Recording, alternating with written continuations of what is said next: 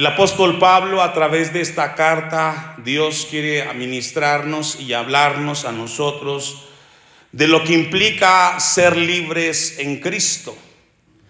Es un término que a veces lo hemos escuchado. La gente desea ser libre y muchas veces acuden a algunos pasajes de la Biblia y recurren a ciertos mensajes para reforzar o fortalecer esa idea de buscar la libertad. Déjeme hacerle un breve repaso de lo que hemos venido estudiando con la ayuda de Dios en esta carta a los Gálatas. Esta carta a los Gálatas se divide en 3 secciones. Capítulo 1 y capítulo 2 nos habla acerca de la vida del apóstol Pablo, su llamado que Dios hizo frente al mundo gentil. La segunda parte aborda los versículos 3 y 4 y nos habla acerca de poder entender nosotros lo que significa la gracia de Dios.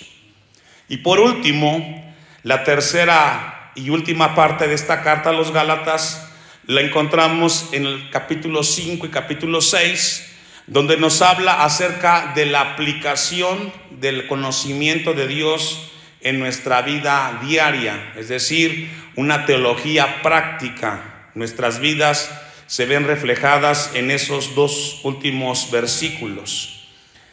Con esa breve introducción vamos a estudiar esta porción de la Biblia, donde el apóstol Pablo introduce este capítulo 5 abordando un tema que es vital entender para poder vivir en Cristo Jesús.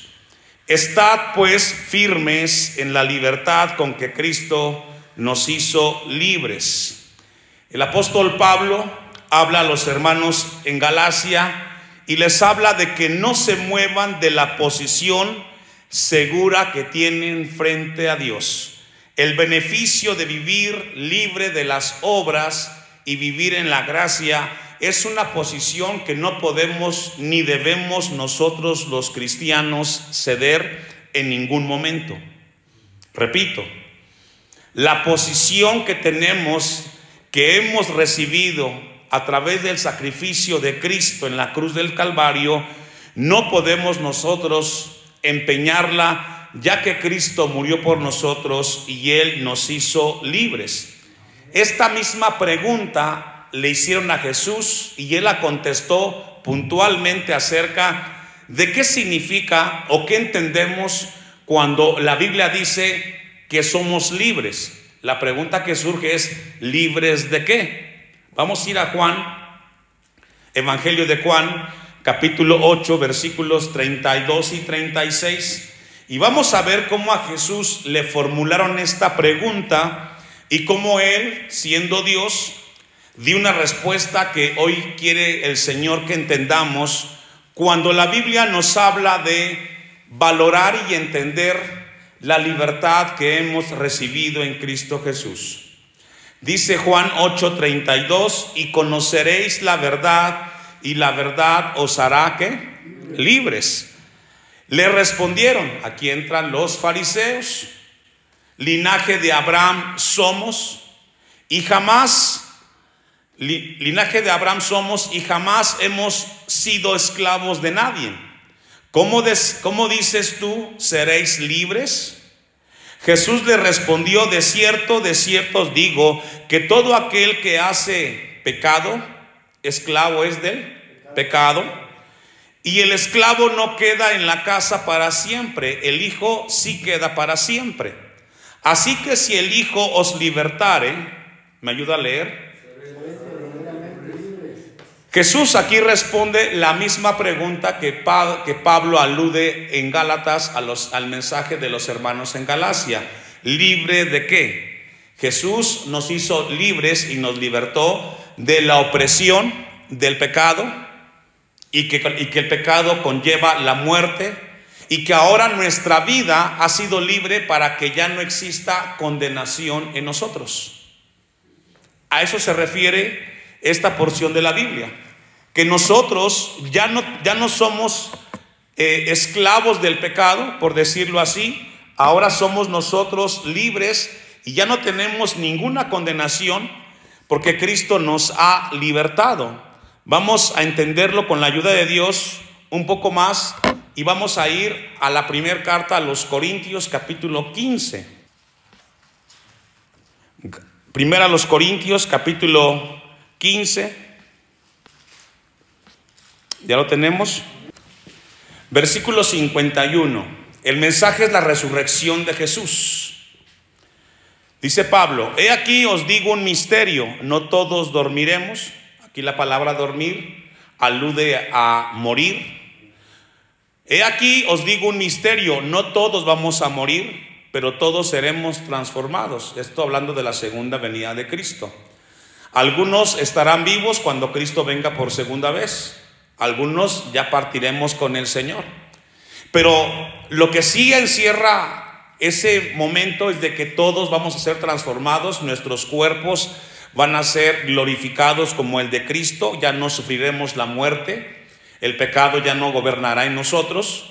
Y dice la Biblia: en un momento, en un abrir y cerrar de ojos, a la final trompeta, porque se tocará la trompeta y los muertos serán resucitados incorruptibles y nosotros seremos transformados.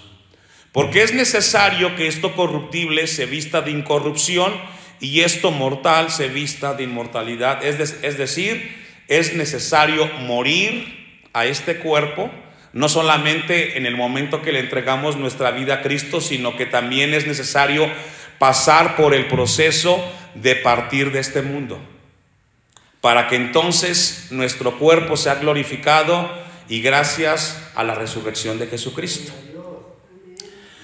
Y dice la Biblia, 54, y cuando esto incorruptible, es decir, cuando nuestro cuerpo que tenemos, en el cual vivimos en este momento, se haya vestido de incorrupción, es decir, haya pasado el proceso y ser glorificado, se vista de...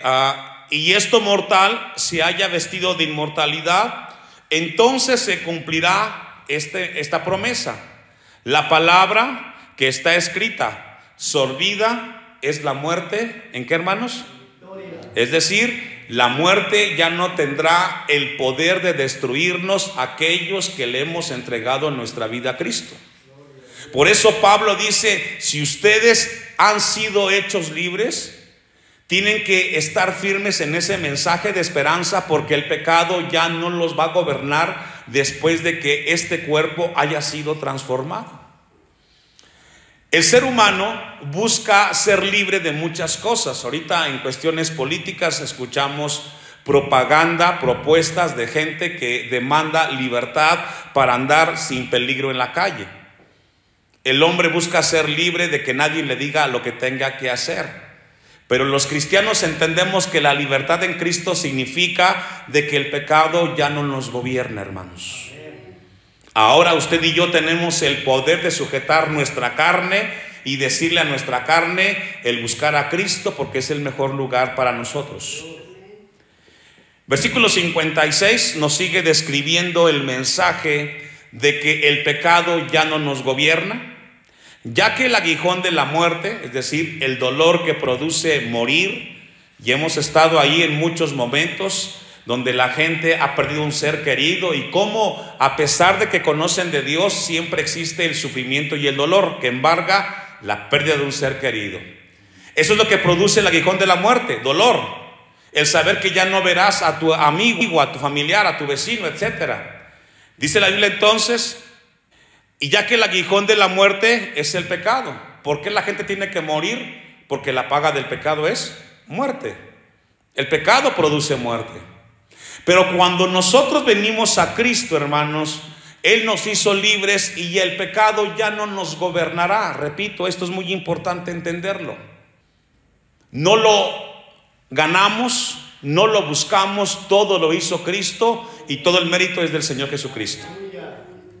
Concluye el versículo 56, y el poder del pecado, la ley. ¿Por qué dice aquí que el poder del pecado, la ley? ¿Cómo sabe el ser humano que matar es malo? Porque dice el sexto mandamiento que no matarás. Entonces conocemos que algo es malo porque está escrito ¿en dónde? en la Biblia. Y nos condena el hecho si lo hacemos. Pero gracias al mensaje de Jesucristo, el mensaje de gracia, aún los asesinos tienen esperanza en Cristo Jesús. Aún el pecador, el fornicario, el adúltero, si viene a los pies de Cristo y le entrega su vida, Jesús puede perdonar sus pecados. Aunque muchas veces ellos tengan que sufrir las consecuencias de sus hechos y quizás pasar por una sentencia de por vida en la cárcel o una pena capital. Pero tienen esperanza en la vida eterna, hermanos. Amén. Vamos a volver al texto de Gálatas capítulo 5 y sigamos estudiando la Biblia. Gálatas 5 versículo 1, Pablo una vez más: estad pues firmes en la libertad con que Cristo nos hizo libres. Es decir, no perdamos esa posición que tenemos frente a Dios. Y no estéis sujetos a la esclavitud. Ahí, ¿a qué se refiere a la esclavitud? A seguir las obras y los preceptos que Dios le había dado antiguamente a Moisés. No. Los 10 mandamientos apuntaban a Jesucristo. Cuando vino Cristo, esos mandamientos fueron abolidos y ahora todo solamente se resume en la resurrección de Jesucristo. Es decir, no ganamos nada haciendo nuestro mayor esfuerzo para ganar el favor de Dios. Ya Cristo lo ganó en su sacrificio en la cruz del Calvario. Hacemos lo que hacemos, por ejemplo, nos reunimos no para ser mejores personas, nos reunimos para que Dios nos vaya moldeando a la imagen de Cristo. Hay una gran diferencia. Venimos a la casa de Dios, estudiamos la Biblia, no para ser mejores personas por lo que hacemos, sino que lo hacemos porque eso glorifica a Dios y Dios nos renueva en Cristo Jesús. Versículo 2. He aquí, yo Pablo os digo que si os circuncidáis, de nada os aprovechará. La circuncisión era una ceremonia que obligaba al pueblo judío, a los recién nacidos, pasar por una ceremonia en la cual se cortaba el prepucio del hombre. Era una señal para que ellos reconocieran que Dios tenía aprobación, Dios de ellos. Entonces Pablo les dice a los Gálatas: ustedes no tienen que hacer eso para ser mejores personas, ustedes tienen que venir a Cristo. Gloria a Dios. Hoy, lamentablemente, en nuestro tiempo, hermanos, vemos a un cristianismo de muchas obras. Hacen cosas esperando recibir algo de Dios, y eso no es vivir en la gracia de Dios. Vivir en la gracia de Dios es respondemos con nuestras acciones porque Dios nos amó primero, hermanos. Amén. Versículo 3. Y yo otra vez testifico a todo hombre que se circuncida, que está obligado a guardar la ley. Es decir, si tú quieres vivir y guardar los mandamientos, con uno que falles, estás descalificado. Por eso es de que el hombre no puede alcanzar la salvación por las obras. Tiene que ser siempre a través de la obra de Jesucristo. No hay otro camino para llegar a Dios, y esto es lo que dice la Biblia. Santiago capítulo 2 versículo 8 lo hemos estudiado y repasado los últimos martes con los comentarios de nuestro hermano Carlos. Nos habla al respecto. Santiago 2:8. Si en verdad cumplís la ley real conforme a la escritura, ese sí es, si tú lo haces, amarás a tu prójimo como a ti mismo, bien hacéis. Pero si hacéis acepción de personas, cometéis ¿qué? Pecado, y quedáis convictos por la ley que como transgresores. Porque cualquiera que guarde toda la ley, pero ofendiere en un punto, ¿se hace qué? Es decir, podemos hacer muchas cosas buenas, pero fallar en una, y con esa que fallemos, echamos a perder todo, hermanos. Y en esta tierra, dígame quién es perfecto. Nadie, todos nos equivocamos. Es por ello que a través de la obra de la ley, nadie puede alcanzar la salvación. Decía un teólogo, para ilustrar este versículo de Gálatas, es como un hombre cristiano que va manejando un auto y de repente lo para la policía, y el policía le dice: has cometido una infracción, te cruzaste el semáforo en rojo.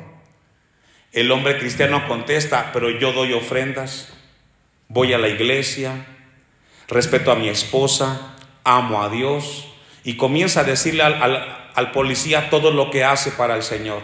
Y el policía le contesta: pero rompiste la ley, te pasaste el alto, por lo tanto eres acreedor a una infracción. Santiago dice: con una que falles, fallaste en todas. Por eso la Biblia en Gálatas nos habla que nadie puede ser aceptado por Dios a través de las obras. Vayamos a Gálatas 5, versículo 4. De Cristo os desligasteis, los que por la ley os justificáis, de la gracia habéis ¿qué? ¿Qué significa eso? El libro de Hebreos lo explica mejor. Hebreos 6, 4 al 6. ¿Qué significa haber caído de la gracia?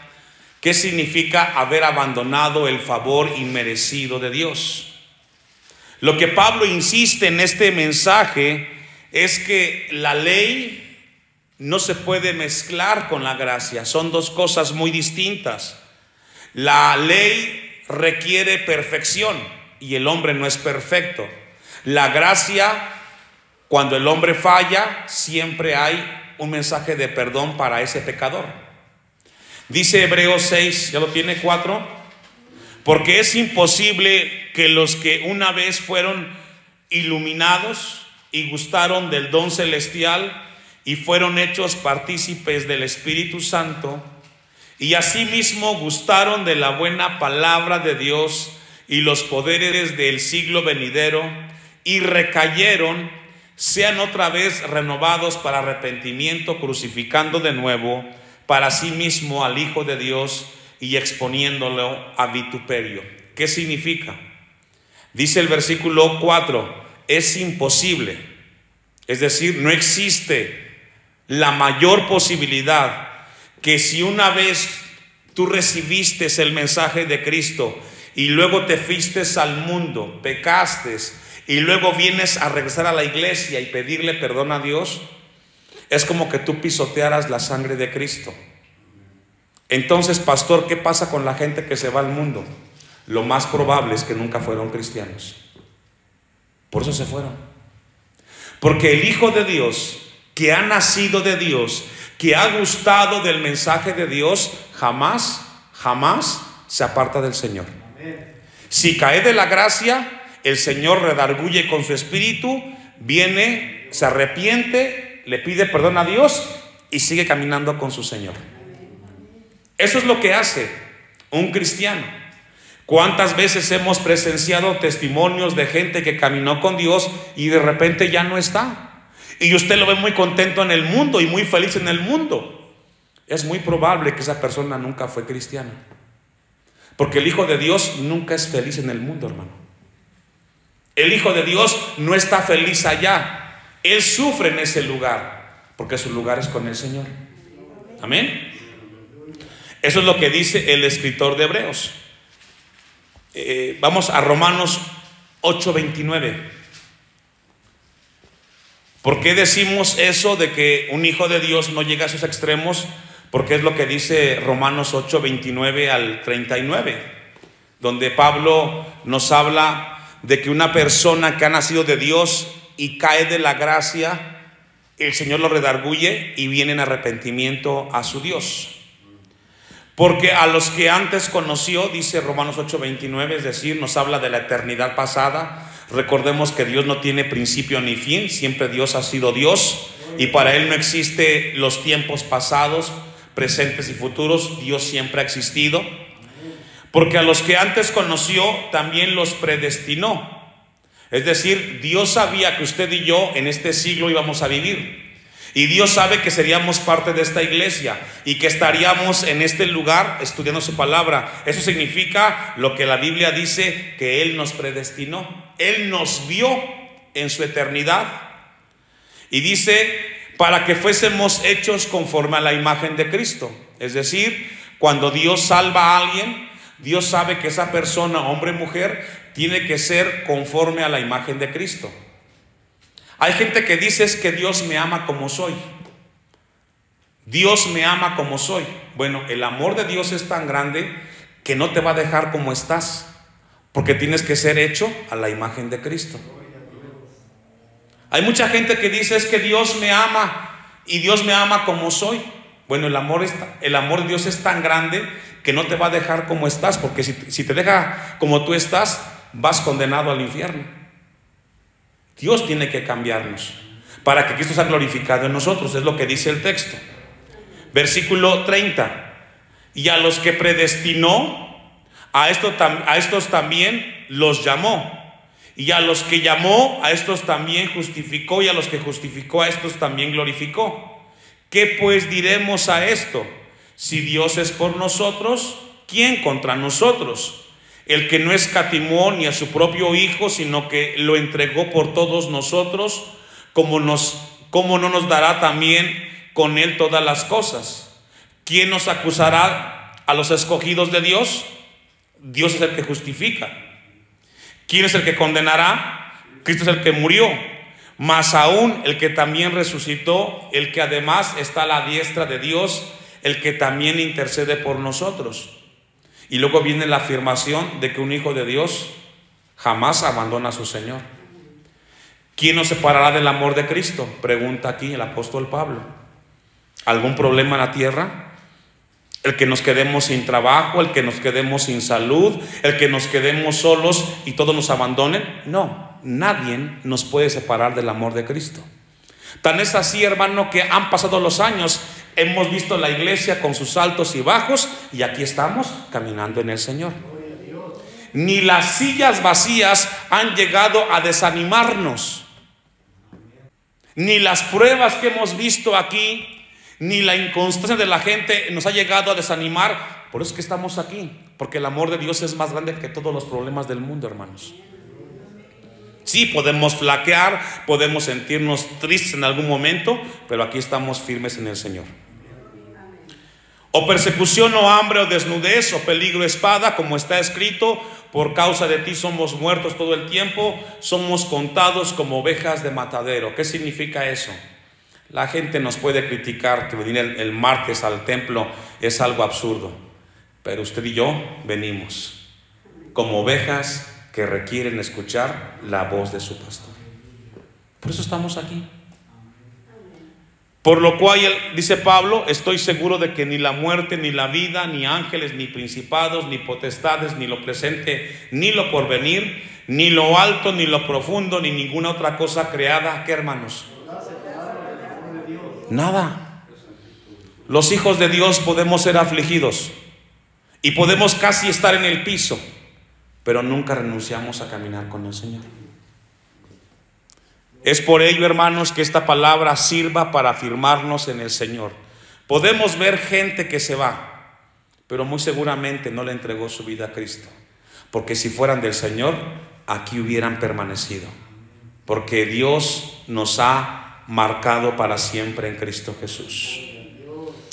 Hebreos capítulo 2 versículos 1 nos afirma un poco más acerca de este caernos de la gracia, como dice Gálatas 5 versículos 4.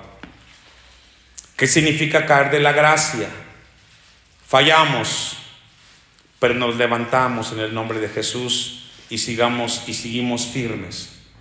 Por tanto, es necesario, así debe de ser, esa es la forma como está establecido, que con más diligencia atendamos las cosas que hemos oído. ¿Para qué, hermanos? No sea que nos deslicemos. Es decir, por eso nos preocupamos por nuestra vida espiritual, para que no caigamos en las artimañas del enemigo y no retrocedamos en el Señor. Cuando alguien cae de la gracia, hermanos, pierde la oportunidad para servir a Dios y el tiempo no regresa. Dios puede perdonar, pero el tiempo no regresará. Por lo tanto, ahora que estamos en el Señor y que estamos firmes en la fe, caminemos con mucha diligencia para que el tiempo que nos resta sea aprovechado en el Señor. Amén. Que no deslicemos. Entonces, la gracia justifica, también la gracia santifica, Y la gracia no nos deja vivir en la carne. Repito, la gracia de Cristo nos justifica. ¿Por qué? Porque Cristo pagó el precio en la cruz del Calvario. Él nos perdonó una sola vez y para siempre. La gracia de Dios nos lleva a santificarnos, a consagrarnos para Dios. Hemos recibido el perdón de nuestros pecados. Ahora Dios quiere que vivamos para Él y no para el mundo. Ahora Dios también nos dice que los cristianos no viven en las intenciones de la carne, porque un hijo de Dios no puede estar viviendo para deleite de la carne. Vive en el Espíritu para exaltar a su Señor y a su Dios en todo momento. Amén. Romanos 8, 18 al 21, y ahí terminamos esta parte de la Biblia que estamos estudiando. Romanos 8, 18. Pues tengo por cierto, dice Pablo, que las aflicciones del tiempo presente, ¿qué, hermano? Así es. Ni el momento más triste de esta vida se compara con lo que vamos a vivir en el Señor por la eternidad. Nada. Quizás usted puede decir, pero pastor, usted no sabe cuánto me dolió esto. Pero cuando estemos con el Señor por siempre, hermanos, esto que vivimos solamente será una historia que vivimos donde Dios fue glorificado en nuestras vidas. Eso es hermoso. Pues tengo por cierto que las aflicciones del tiempo presente no son comparables con la gloria venidera que en nosotros ha de manifestarse. Es decir, un día la veremos hecho real en nosotros. Porque el anhelo ardiente de la creación es el que aguardar la manifestación de los hijos de Dios. Porque la creación fue sujeta a vanidad, no por su propia voluntad, sino por causa del que la sujetó en esperanza. Porque también la creación misma será ¿qué? Libertada de la esclavitud de corrupción a la libertad gloriosa del Hijo de Dios. Es decir, la misma tierra tendrá el descanso de no ser tan oprimida y afligida por el mismo hombre. ¿Quién está acabando con la tierra, hermanos? ¿No somos nosotros? La hemos contaminado. Todo lo que el hombre toca lo corrompe, lo echa a perder. Y veamos ahora el problema que tenemos del agua, la capa de ozono, el calentamiento global, etcétera, etcétera, etcétera. También la tierra recibirá esa libertad que el pecado ha traído, donde el hombre se ha encargado de destruirla, hermanos. Y es lo que dice la Biblia. Esta tarde, ¿qué nos llevamos para nuestra casa, hermanos, en el Señor? Primero, que si hemos sido libres por Cristo, no permitamos que nada ni nadie nos quite la libertad que Cristo hizo en nosotros cuando nos libertó del pecado y de la opresión. El pasado está atrás, lo mejor está en Cristo Jesús. Caminemos en el Señor. Con dificultad, los hijos de Dios podemos caer, podemos pecar, pero nos levantamos pidiendo perdón y caminando en la voluntad del Señor. Eso es importante, hermanos. La gracia nos dice que hacemos lo que hacemos porque Dios nos bendice cuando obedecemos su palabra. No lo hacemos para que la carne sea deleitada, sino para que Cristo sea exaltado.